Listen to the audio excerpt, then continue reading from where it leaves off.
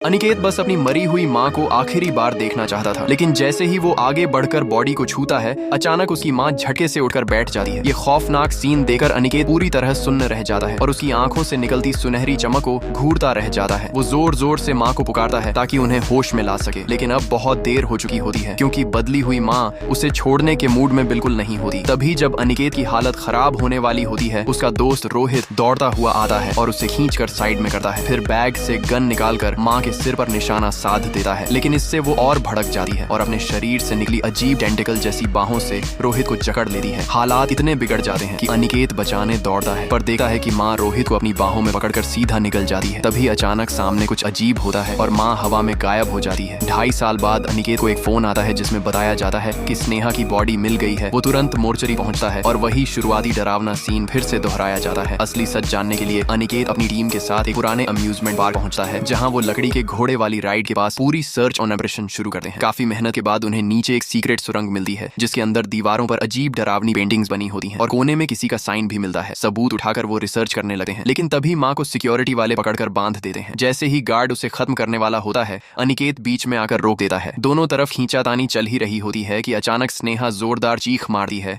और एक नर्स लोहे की चेन तोड़कर आजाद हो जाती है। वो सब पर हमला करने ही वाली होती है कि अनिकेत फिर से सामने आकर माँ को पुकारता है, लेकिन इस बार भी कुछ असर नहीं होता। तभी एक गार्ड पीछे से फायर एक्सटिंग्विशर लेकर अटैक करने जाता है, पर पता चलता है कि वो खाली है। गार्ड संभल भी नहीं पाता कि स्नेहा फिर से भयानक रूप ले लेती है और उसे सीधे मौत के घाट उतार देती है। आखिरकार अनिकेत हार नहीं मानता और लगातार तरीका ढूंढते हुए अपनी माँ को इस खौफनाक असर से आजाद कर देता है और इसके बाद दोनों फिर से एक खुशहाल जिंदगी जीने लगते हैं। लाइक सब्सक्राइब कर देना, भगवान आपको बहुत खुशी देगा।